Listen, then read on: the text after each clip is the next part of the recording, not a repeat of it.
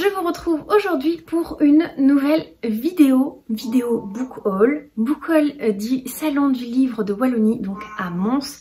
J'y suis allée le week-end dernier avec Mélanie, The Book of Mélanie, et j'ai ramené un joli butin, un très gros butin, oui, même.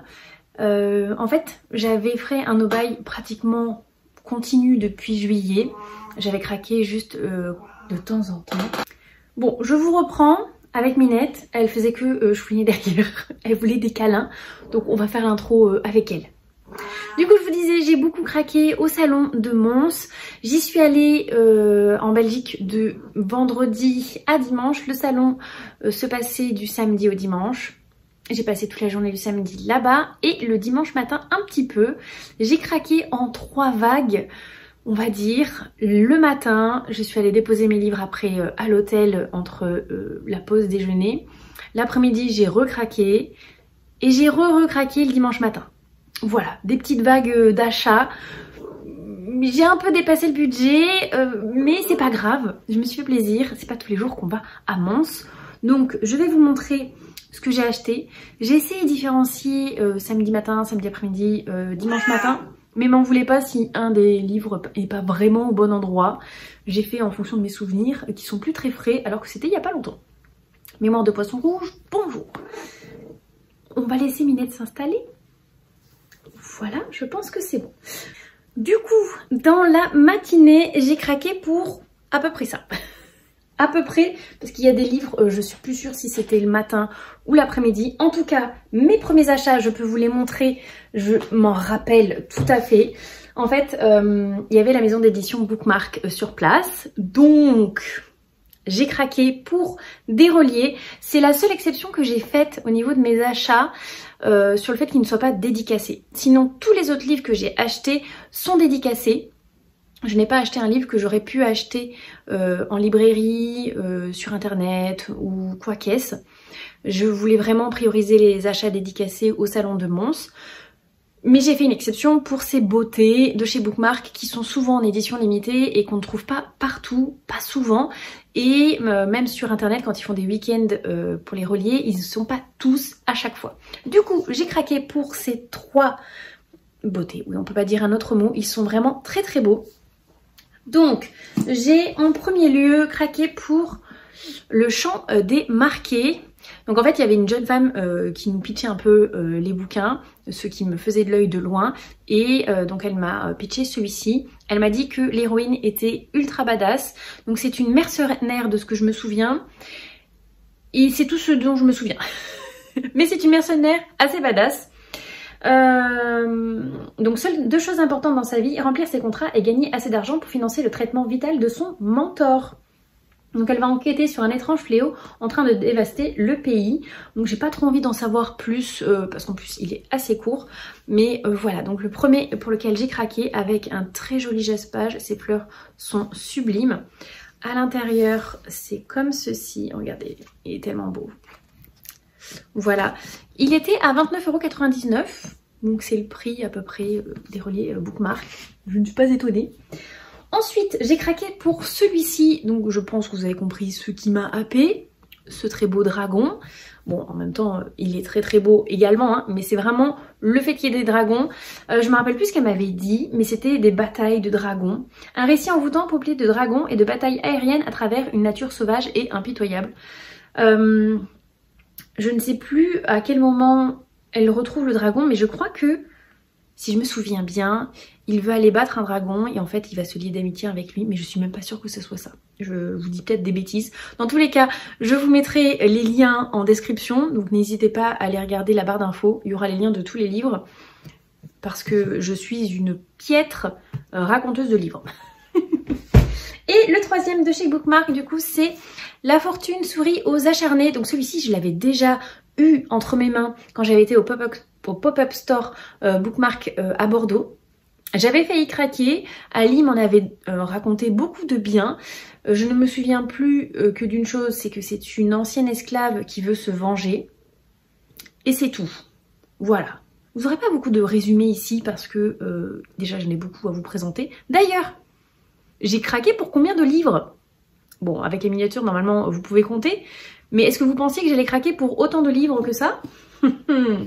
Moi-même, je ne pensais pas craquer autant. Ensuite, du coup, dans l'après-midi, j'ai continué... Non, pas dans l'après-midi. Ensuite, du coup, dans la matinée, j'ai continué à craquer. Donc, ce petit roman de Noël a rejoint ma pile à lire. Donc, c'est un Highlander sous le sapin. Il y a très longtemps que j'ai pas lu de romance avec un Highlander.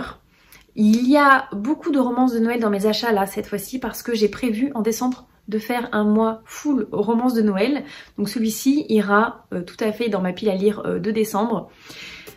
Donc voilà, c'était retrouver un peu l'Écosse, retrouver un peu les Highlanders et Noël. Donc j'ai craqué pour celui-ci. Donc il a été dédicacé. Ça c'était un livre pour lequel j'avais eu des vues mais finalement pour lequel j'ai pas craqué. Et j'ai eu un joli marque-page avec. Donc c'est de chez J'ai lu, mais on était au centre de Anna Scott. J'ai craqué également pour une autre romance de Noël. Donc celle-ci c'est Christmas and Love Story. Scalpel. Christmas and Love Story. Donc c'est de Inès Eck et Émilie Jurius. Oui, donc du coup je me rappelle exactement de quoi ça parle. C'est une romance de Noël entre une médecin légiste et un homme qui est un vampire. Elle veut absolument le sauver parce qu'elle voit qu'il est de plus en plus malade, sauf qu'il peut pas la sauver, lui ce qu'il a besoin c'est de boire du sang. Et elle pense qu'elle peut genre le soigner et donc il va y avoir des petits quiproquos, etc. J'ai trouvé ça super original parce qu'une romance de Noël avec un vampire, je pense que je n'ai jamais vu et c'est sûr que je n'ai jamais lu ça. Donc ben voilà, je le trouvais drôle. Enfin le pitch m'intéressait beaucoup donc je l'ai pris. Hop, avec la petite dédicace. Le petit marque-page. Et regardez la jolie illustration qui donc est issue du roman. Voilà. Mélanie sur le même stand a craqué pour une fantaisie. Moi j'ai pris la romance de Noël. On n'est pas étonnés. Une troisième romance de Noël, oui. Il n'y en avait pas assez. Du coup c'est Bougie, Photophore et Cohabitation foireuse. Donc c'est de Alex Ferdet. Ou Ferder, je sais pas trop comment on dit. Donc celui-là j'ai craqué parce qu'en fait ça parle d'une jeune fille qui crée des bougies et ça m'a fortement fait penser à Mélanie, ma copine du coup. Donc qui travaille dans l'artisanat et un jeune homme assez bourru, un petit ours qui fait des poteries. Habituellement, il ne va pas sur les marchés de Noël parce que c'est sa sœur qui fait l'intermédiaire pour vendre ses poteries, parce qu'il n'est pas du tout à l'aise avec les gens et que c'est pas du tout quelque chose qu'il recherche. Lui, ce qu'il veut, c'est juste faire des poteries, faire du travail manuel, mais pas le côté clientèle et vente. Là, il va être obligé de s'occuper de ses propres ventes parce que sa sœur s'est cassé une jambe ou fouler une jambe, enfin en tous les cas elle peut pas prendre le relais sur le marché de Noël et comme il habite assez loin il va cohabiter avec la jeune femme qui fait les bougies. Voilà, ça avait l'air assez Grumpy Sunshine et ça parlait d'une jeune fille qui faisait des bougies. Voilà, ça me plaisait assez fort donc j'ai craqué pour ce roman avec ma petite dédicace du coup, la voilà. Et on a eu un petit marque-page. Ça c'est une des scènes qui se passe à l'intérieur. Hop, donc ça c'est la carte du roman avec le résumé derrière. Et ça c'était une autre de ses sorties. Donc elle nous l'a glissé dedans pour qu'on s'en rappelle. Voilà. Je reglisse tout ça dedans. Donc la troisième romance de Noël. Oui, oui, bien sûr. Ensuite, en fait, je me rends compte que j'ai pris énormément de romances. Extreme Lovers, donc c'est de Myrtille Bastard. Cette romance me plaisait beaucoup parce que ça va parler de parachutisme et c'est quelque chose pour lequel je ne suis pas... Enfin, je connais pas grand chose, donc j'étais hyper intriguée d'en apprendre un peu plus sur le parachutisme. Et donc c'est une jeune fille qui est partie étudier à Londres et elle veut, avoir le job de ses rêves chez Icefire et c'est une société qui fait des boissons énergisantes. Ça m'a trop fait penser au Oli que je prends tous les matins. Voilà. Et donc Léo, lui, c'est une figure montante du base jump, les Wildflyers. Et donc en fait, elle va sponsoriser cette équipe et donc ils vont être un peu mis en relation par ce biais. Et voilà, une petite romance qui va se faire. Elle n'est pas de Noël, la romance, mais c'est une romance quand même. Oui, j'ai beaucoup craqué. Bah tenez, je vais vous montrer une autre romance de Noël. Donc c'est Un jour à Noël. Donc je connais pas le prénom. Donc c'est comme Céline, Camille, Cécile, Jodile. Et je me souviens plus de quoi ça parlait. Donc c'est un jeune homme qui a la manie agaçante d'appeler Sacha latte vanille. Il y a beaucoup d'humour et c'est quelqu'un qui est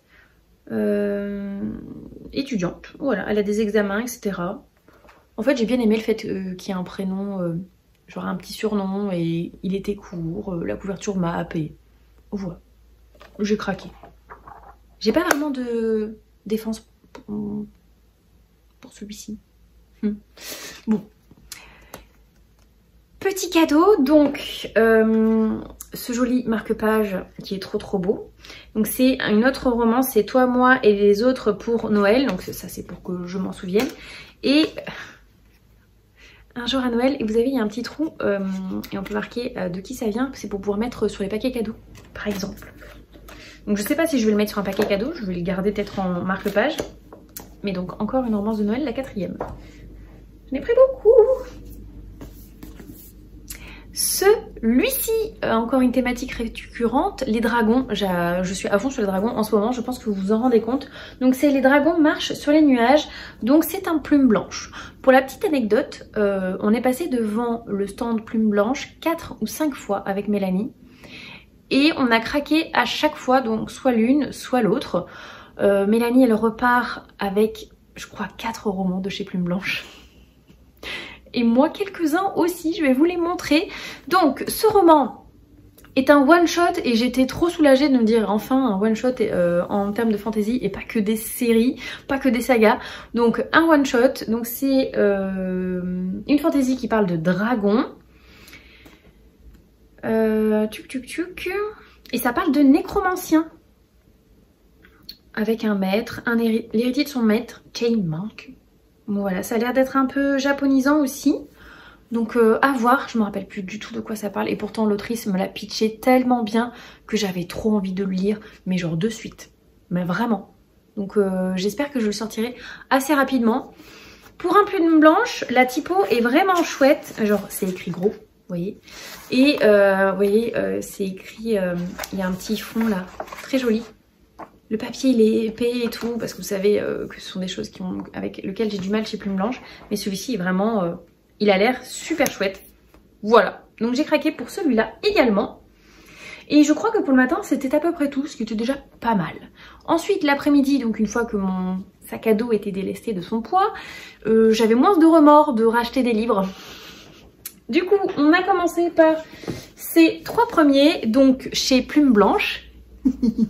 Donc en vrai celui-ci je l'ai en 2 exemplaires, donc ça c'est le mien, mais j'en ai pris aussi un autre pour une copinote qui pouvait pas venir au salon et qui était hyper intéressée parce que ce livre en fait chez Plume Blanche, quand on va au salon de Mons, on peut acheter tous les livres qui vont sortir sur l'année 2025. Donc il y a des avant-premières, mais des fois des avant-premières de plusieurs mois, des fois de juste quelques mois, donc ça peut être de début janvier jusque fin décembre. Celui-ci est prévu pour le mois de mars, donc c'est le dernier livre de Alexiane Delis. Donc c'est Entre nous la rivière. Il y a déjà plein de gens qui l'ont lu et qui l'ont trouvé vraiment chouette. Je me rappelle plus du tout du résumé et je veux pas le relire parce que je pense le lire assez rapidement. Et c'est du Alexiane Delis, je n'ai jamais été déçue par sa plume jusqu'à présent. Tout ce que j'ai lu d'elle, j'ai adoré. Donc je me suis laissée tenter assez facilement.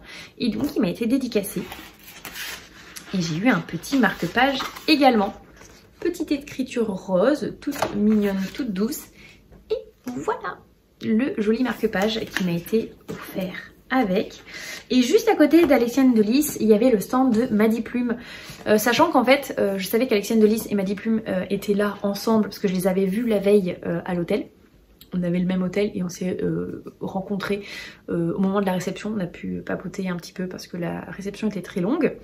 Et donc, Maddy Plume avait un stand, je savais même pas que c'était prévu qu'elle soit là. Donc j'ai craqué pour sa saga Kezia. J'ai pris le tome 1 et le tome 2 en broché. Mélanie a pris le tome 1 en relié. Le tome 1 en relié était très beau aussi. Mais comme je voulais prendre les 2 tomes, je les ai pris en broché. Voilà, pour être raisonnable. Je sais pas si c'est le terme que je peux utiliser dans cette vidéo. Mais pour être plus ou moins raisonnable et soutenir un peu plus Maddy, en fonction de mes moyens. Ils sont à 18 € pièce. Et donc, que je vous donne le résumé du 1. Sur les terres de Targit, une souveraine illégitime instaure la censure et fait régner la terreur. Qui pourrait défier celle qui a osé assassiner sa propre famille pour prendre le pouvoir? Sans doute pas Kezia, princesse rescapée du massacre qui se cache dans un petit village loin de la capitale. À moins que son destin ne la rattrape. Voilà, donc j'ai pris les 2 premiers tomes. On va pouvoir faire une lecture commune avec Mélanie vu qu'on a ce tome-là en commun. On a essayé d'acheter que des livres différents, toutes les deux. Comme ça, les livres qu'elle a achetés et qui m'intéressent, je pourrais lui emprunter dans sa bibliothèque et inversement. On a fait le même choix que pour 2 livres. Donc le premier c'était le tome 1 de Kezia et le deuxième je vous le montrerai un peu plus tard. Ensuite le samedi j'ai craqué quand on a été au stand de la maison d'édition Le Héron d'Argent. Ouais, j'avais du mal à trouver mes mots. Donc premièrement j'ai craqué pour celui-ci. Donc Les Nouveaux Dieux de J. Robin. Elle m'a extrêmement bien pitché ce roman qui parle de 5 jeunes gens qui sont des anciens dieux et anciennes déesses qui à chaque fois sont réincarnés. À chaque nouveau cycle, ils sont réincarnés dans un nouveau corps avec leurs souvenirs. Sauf que au bout de X années, il y a un petit problème dans la matrice et ils vont se réincarner, mais ils vont pas du tout se rappeler leurs anciens souvenirs, donc pas savoir qu'ils ont des pouvoirs, et ils vont être élevés comme des gens tout à chacun, et petit à petit découvrir qu'en fait ils sont pas tout à fait comme les autres. Voilà, ça avait l'air hyper intéressant. Ensemble ils forment la quintessence et on les nomme karma, mirage, vie, mort et mental. Donc ce sont pas des dieux qui ont l'air hyper simples. Voilà, plutôt badass. Elle nous a extrêmement bien parlé de ce roman. Sachez que dans celui-ci, il y a un petit truc qui est trop chouette et qu'elle m'a fait faire, c'est si vous tournez les pages très vite, alors je sais pas si ça va marcher à la caméra, mais il y a une petite souris en bas là qui est en train de courir. Je le fais très mal, mais imaginez qu'elle est en train de bouger et de courir. Très bien? Très bien. Donc voilà, j'ai craqué pour ce très joli roman. Il y a marqué qu'il faut suivre la souris. Hop, comme ça à l'intérieur. Pareil ici, avec la petite souris. Voilà, ça avait l'air chouette, fun, etc. Elle nous a donné des marque-pages pour d'autres sorties de la maison d'édition. Hop, illustratrice et autrice et illustratrice de l'imaginaire. Donc elle est aussi illustratrice, pour ceux que ça intéresse. Et cette saga aussi, l'apprentie faucheuse, avait l'air pas mal du tout aussi. Elle était sur le stand, mais bon, fallait se calmer à un moment donné. Hein? Parce que on a beaucoup craqué. Sur le même stand et pas très loin à côté, j'ai craqué pour ce très joli relié également. Donc Jemae. Et j'ai pu avoir la possibilité de demander à ce que des petits coins soient rajoutés. Donc ça y était pas quand on l'achète. C'est l'autrice qui les a rajoutés elle-même. Voilà, des petits coins. Donc avec ce très beau jaspage. Hop, j'ai eu la carte en plus comme ceci. Hop, avec la dédicace. Et je ne me souviens plus vraiment de quoi ça parle. Je sais qu'il y a de la magie. Oh, il y a la fin, il y a la résumé du tome 1. Ok. Ah oui, il faut que je vous montre parce que j'ai craqué pour un goodies.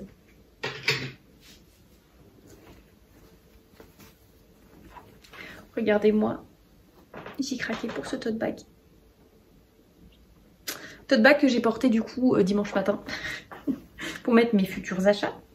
Donc je devais pas craquer normalement, à la base il y avait juste ma gourde et ma petite pochette avec mes marque-pages que je distribuais aux auteurs et aux autrices. Et finalement j'ai craqué un petit peu. Donc ça parle de quoi? Une magie interdite, une prophétie brisée, un complot à déjouer, dans un monde divisé, à qui peut-on se fier? Voilà, donc il était à 40 € celui-ci, j'ai un peu craqué les sous-sous, mais oui, je l'ai trouvé trop beau et l'histoire avait l'air trop chouette. Donc voilà, regardez à l'intérieur, hop, il y a des petites planches comme ça. Ah, j'ai perdu la carte!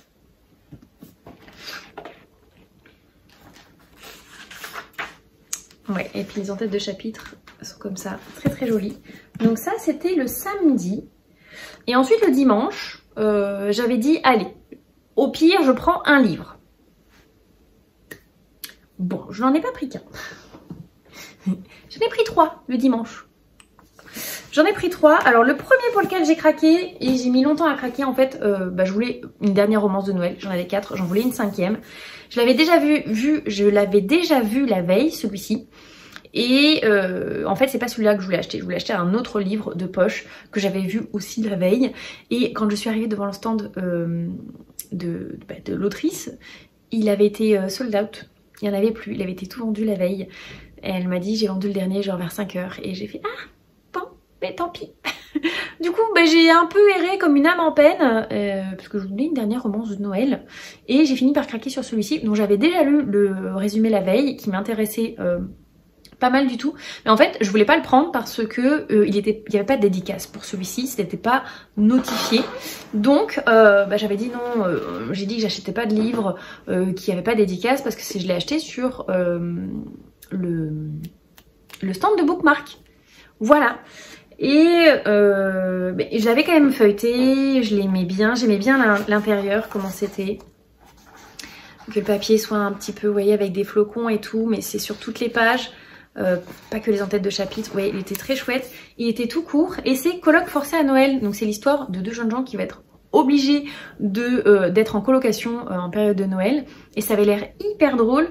Donc voilà, j'étais hyper intéressée, j'ai fini par craquer en me disant bon allez tant pis, t'as dit que tu en prenais un dernier et c'est celui-là qui te fait envie, prends-le. Donc je le prends, je vais avec mon petit livre et mes petits sous pour aller payer, donc je m'approche de la caisse et là je me fais arrêter mais par la jeune femme qui m'avait fait les résumés des livres la veille. Elle me dit ah non celui-ci c'est moi, et donc c'est moi qui encaisse, donc ok je lui dis pas de souci, donc je lui donne ma carte bleue pour qu'elle me l'encaisse et elle me dit la dédicace vous la voulez à quel nom? Et en fait c'est cette jeune femme là qui était l'autrice de ce roman et donc elle m'a fait la dédicace. Voilà, donc un livre qui à la base ne devait pas être dédicacé l'a été. Du coup j'ai pas dérogé à ma règle que des livres dédicacés. Donc voilà, j'ai pris une dernière romance de Noël. Ma dernière, vous pouvez rajouter les guillemets parce que... Qu'est-ce qui s'est passé? Il s'est passé qu'il y avait Ludo de Boer qui était sur le salon. Alors lui, c'est marché de façon différente. En fait, il fallait se pré-enregistrer pour pouvoir avoir accès à la dédicace et c'était le cas pour plein d'autres auteurs. C'était au premier étage, donc il y avait un côté librairie où on pouvait acheter des livres en libre accès. Et il y avait tout un côté avec des auteurs et des files d'attente, mais qui étaient là pour les dédicaces, mais vraiment, il fallait être préenregistré. On pouvait pas genre en flânant comme j'ai fait pour tous les autres. Tu t'insères dans la file et puis tu attends. Là, il fallait vraiment être enregistré. Et donc, on monte l'escalier et je le vois de loin et je vois qu'il n'a personne. Enfin, il y avait juste une personne dans sa file. Et je dis à Mélanie... en vrai, je suis hyper intéressée de prendre son deuxième roman parce que j'avais acheté son premier roman l'année dernière et je l'avais lu et j'avais beaucoup aimé. Et j'ai dit bon bah franchement au pire je l'achète là, je descends pour m'inscrire et j'y vais parce qu'il y a vraiment personne.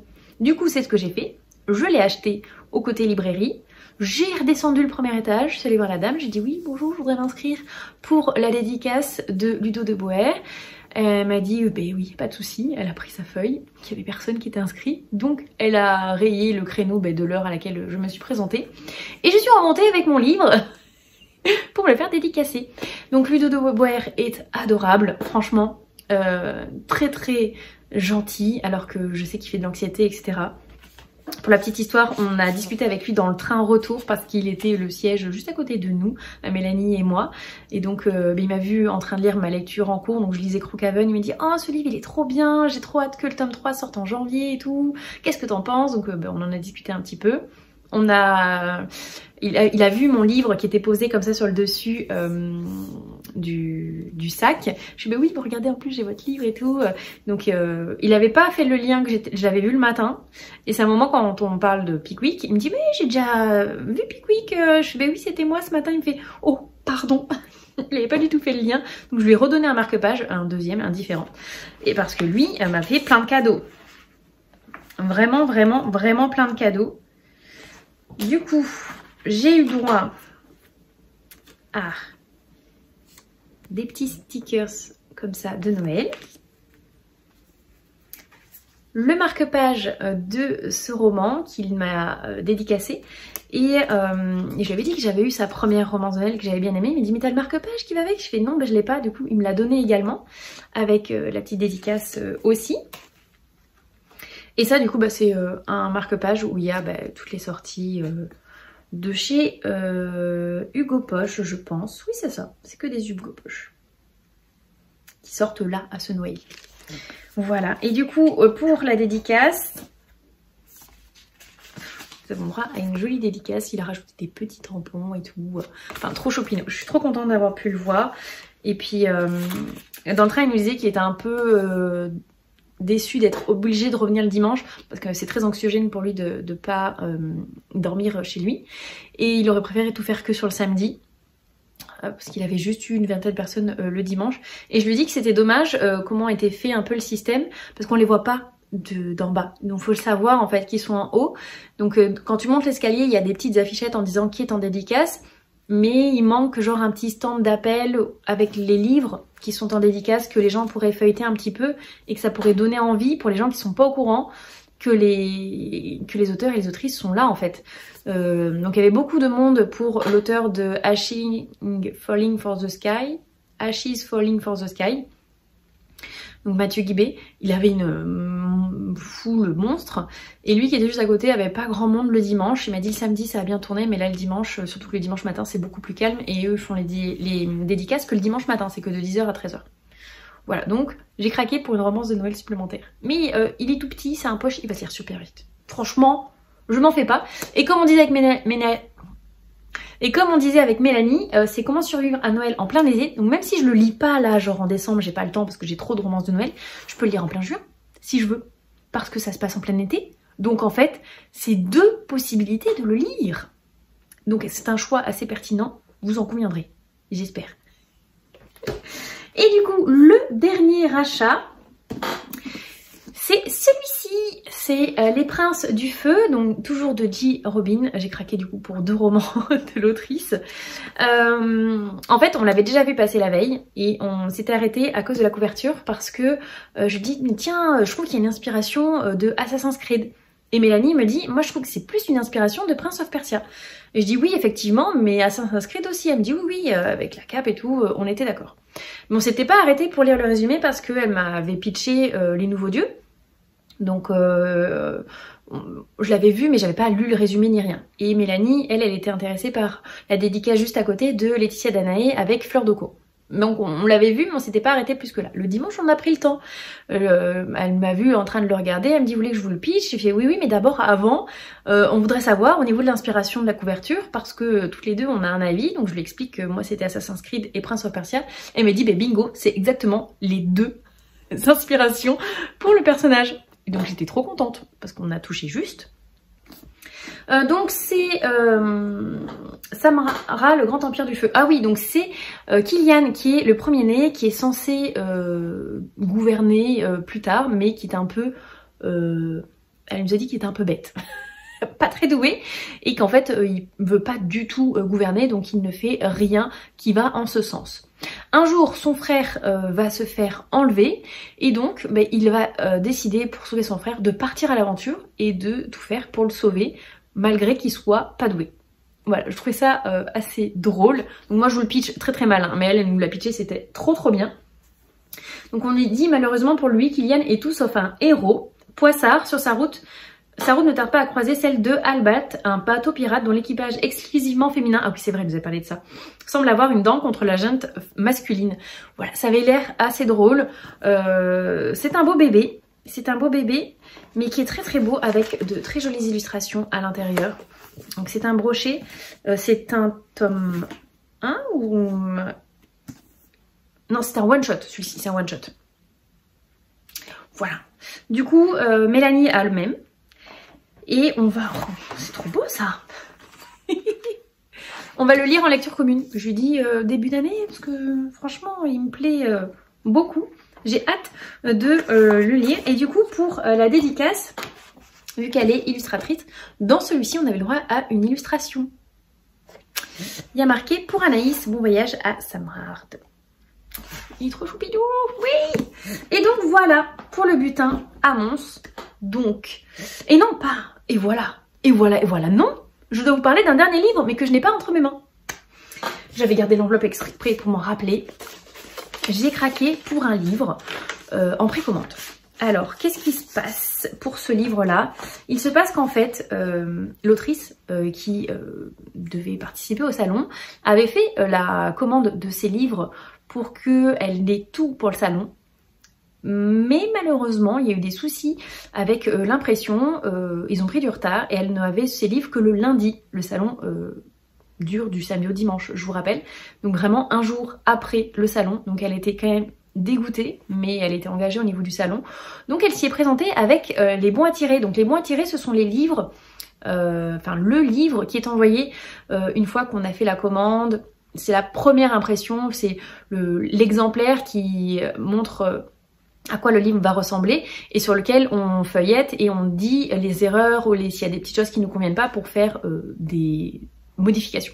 Donc elle avait le bon à tirer du relié et du brochet qui était au demeurant très joli. Donc c'était pas la version finalisée parce qu'il manquait le vernis et je sais plus quoi à l'intérieur. Elle me l'a dit mais je me souviens plus trop. Et donc du coup elle nous a pitché l'histoire. Donc le livre s'appelle La chasse aux cristaux. Donc pour celui-ci je vous mettrai un petit visuel là que vous voyez à peu près à quoi il ressemble. Je me suis renseignée un peu aujourd'hui pour voir et en fait ce livre a déjà été édité mais dans une très ancienne version chez Écrin de je ne sais plus quoi. Et du coup là il est réédité. Donc sur le stand j'ai eu le droit aux goodies qui allaient avec le fait de précommander le livre. Donc c'était ces deux marque-pages. Quand on les a revus le dimanche, Mélanie a eu le droit à un des marque-pages parce qu'elle a craqué pour une illustration. Cette illustration, on avait donc le droit à soit cette illustration, soit un poster. Le poster ressemblait à ça. Moi je voulais pas le poster, je préfère l'illustration parce que de 1 ça s'abîme moins et c'est plus petit et je mets plein d'illustrations sur mon mur qui est là juste derrière moi, je sais pas si vous vous souvenez. Donc j'avais le droit à ça et j'ai pris en plus cette illustration supplémentaire. Donc en fait voilà, j'ai pris l'illustration en plus parce que je la trouvais très très chouette. Ah ça c'est un marque-page de chez Bookmark. Je sais pas ce qu'il fait là. Hop. Donc j'ai pris tout ça et l'histoire de la chasse aux cristaux, donc c'est un jeune homme qui un jour traverse un monde parallèle de la Terre et il va atterrir dans une sorte de monde où il y a un concours, une chasse qui se tient tous les ans au travers de plusieurs autres mondes. Donc c'est la chasse aux cristaux. Le but de cette chasse, c'est de récupérer des cristaux dans 6 mondes différents, de ce que je m'en souviens. J'ai pas de résumé sous les yeux, donc je vais pas pouvoir être hyper claire, quoique je ne le suis pas d'habitude, même avec un résumé sous les yeux. Parenthèse fermée. Et donc ce jeune homme va partir à l'aventure pour rechercher ces cristaux et essayer de gagner un prix, un truc, quelque chose. Je ne sais plus. Voilà, je vous mettrai le lien en barre d'infos. Ce qu'il y a de chouette dans ce livre, c'est qu'il y a des cristaux qui ont été dessinés dans le livre. Et quand on reverra les autrices, si on dit les pages auxquelles on a trouvé les cristaux, on aura le droit à un petit cadeau. Je trouvais ça plutôt choupinou. Donc voilà, j'ai craqué pour ce roman, sachant qu'elle le recevait donc lundi, donc hier, qu'elle les dédicaçait dans la foulée, les exemplaires qui avaient été précommandés et qu'ensuite elle faisait les envois. Donc je pense que je le recevrai avant la fin de l'année. Donc il sera dans ma pile à lire quand même de 2024.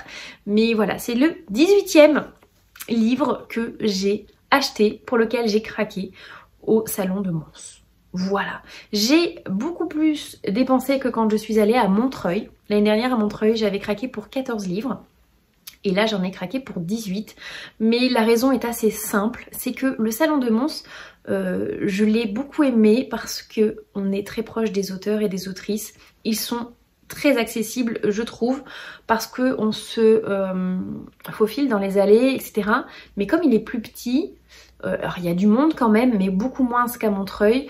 Et on peut facilement beaucoup plus souvent s'arrêter auprès des auteurs et des autrices. Ce sont des auteurs et des autrices qui sont un peu moins connus qu'à Montreuil par exemple, où il peut y avoir des auteurs internationaux, vous voyez. Donc il y a un peu moins de grand monde, mais quand même, enfin il y avait tout Plume Blanche, Bookmark, il y avait quand même beaucoup de dédicaces, vraiment tous les maîtres presque, on peut s'arrêter à un stand et parler avec une autrice ou un auteur et finir par craquer. Voilà. Donc c'est pourquoi que j'ai craqué beaucoup plus souvent, parce que j'ai fait beaucoup moins la queue dans les files par rapport à Montreuil. Le plus longtemps qu'on a attendu, c'est pour un des livres que Mélanie s'est fait dédicacer, où il y avait un monde monstre. On a attendu, je pense, une bonne heure. Sachant que le dimanche, en plus, il y avait personne dans sa file. On aurait pu faire ça le dimanche matin. Mais il y avait vraiment beaucoup de monde. Et sinon, on a attendu un petit peu pour la file de Alexiane Delis avec Maddy Plume, parce qu'on s'est mis dans la file avant qu'elles arrivent à 14 h. Donc on a attendu le temps qu'elles arrivent sur la file. On était genre les 2e ou les 3e de la file. Et on mangeait notre petite pause déjeuner au moment où on a attendu. Donc c'était pas vraiment de l'attente, parce que c'était de l'attente productive, vu qu'on faisait notre petit repas en même temps. Voilà. Donc un salon très accessible, je vous le conseille si vous ne l'avez jamais fait. C'est pas un énorme salon, mais je trouve qu'on peut trouver quand même des petites choses, des pépites. Et voilà. La seule chose qu'on n'a pas faite sur le salon, c'est toute la partie plume du web, parce que c'était dans le salon mais avec un accès par l'extérieur, donc un autre accès. Et je pense qu'il fallait savoir ce qu'on voulait pour aller à l'intérieur, parce qu'on fait la queue donc tout dehors une bonne heure. Après on a accès à la librairie et ensuite on a accès aux dédicaces. Donc si tu es pas hyper au fait de ce qui sort chez cette maison d'édition, bah tu vas peut-être faire la queue pour pas grand chose quoi.